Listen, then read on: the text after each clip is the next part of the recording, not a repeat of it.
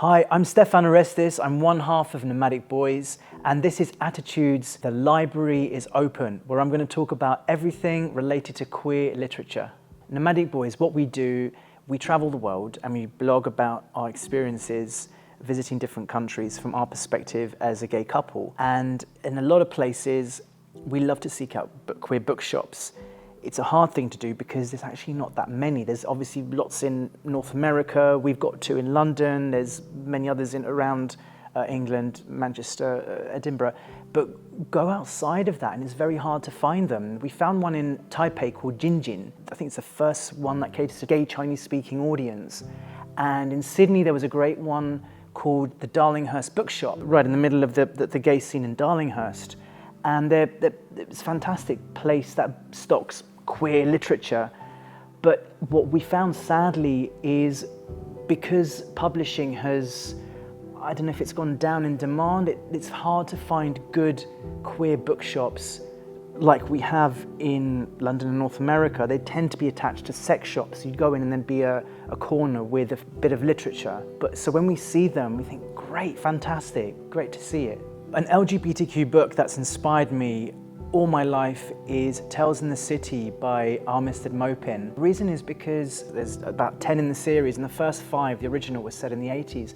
I came out in 2003, and at the time, I remember I went to an event. I used to be a lawyer, and we went to a corporate gay event, and I won a big box of books, queer books. One of them was this book, Tales in the City by Armistead Maupin, and I read it, and I was gripped. I loved it because it's funny, it's well written, it's funny, so it's unputdownable. You want to find out what's going on, you want to turn the page and find out what's going on. But more importantly, it was the first time I read a book where queer characters were seen in a positive light. They were seen as everyday people doing everyday things. They weren't seen as a villain or someone with a dramatic, terrible ending. And it was just refreshing as a young gay guy coming out to read. Another LGBTQ author I love is Burston, who used to be the Time Out magazine's gay editor, started a Polari book festival. He published a book called The Gay Divorcee, which I stumbled on by accident with a friend of mine from university. We're both into queer literature and we were looking for a book to read, and he found it in the shop and he said, let's read this. We went to a book club that we were both members of and we pitched it to them. It was a book club mainly straight women and us two gay guys, and they said, yeah, let's do it. And it was a sort of joke because we thought they'd never accept this book, and they all read it and we loved it. It's a very funny book. It talks about his gay friends and his gay world in London, and it's very relatable, obviously, young gay guy at the time growing up, and it's well written. Paul writes really well. And then I contacted Paul on Facebook. This is going back to 2009, 2010, and messaged him saying, I love your work, I'm a big fan, I was fangirling online.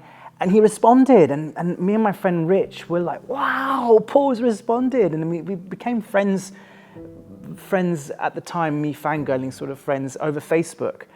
And recently he published an autobiography. He's published many books since, a variety of thrillers, crime novels, focusing on queer characters. But the recent one he did was an autobiographical book, We Can Be Heroes, where he talks about his survival of the AIDS era. It's a fantastic book. It's a fantastic book that everyone should read, especially gay guys who didn't live through that era, to see the struggle that generation had to go through. So this is our book, out in the world. It's just come out, and it's about mine and Sebastian's travels around the world as nomadic boys.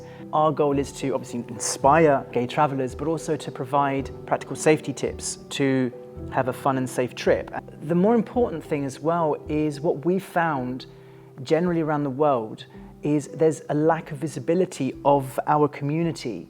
You go outside of our rainbow bubble of West Europe and North America, and there isn't much.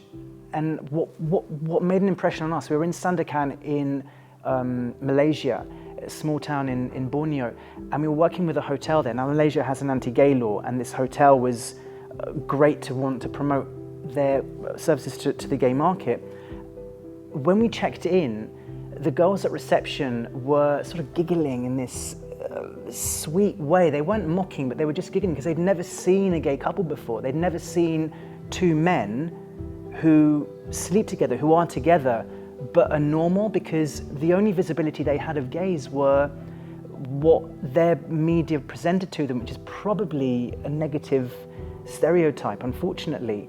So through internet, through the modern age, we're getting more and more visibility, and that's how we're going to get progressive change. Through that visibility, we start to have the conversations that need to be had, and gradually we get change. So having something like this out, I think, is our way of saying, look, we're here, this is the gay community doing something, and that's what we hope to achieve with our book.